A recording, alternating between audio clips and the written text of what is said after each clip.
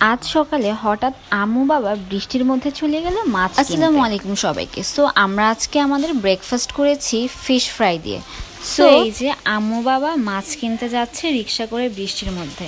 যেখান থেকে আম্মু মাছ কিনেছিল সেখানেই আম্মু ভালো করে মাছটাকে পরিষ্কার করতে দিয়ে দেয়।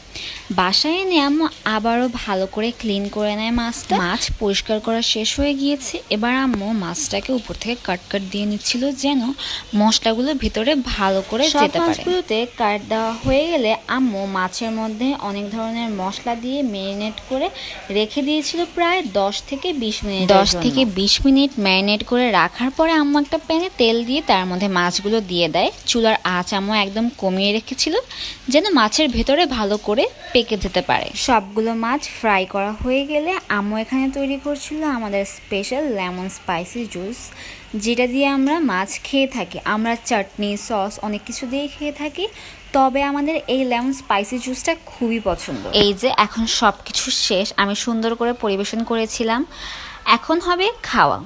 সো আজকের জন্য এই পর্যন্তই। আপনারা সবাই ভালো থাকবেন। আল্লাহ হাফিজ।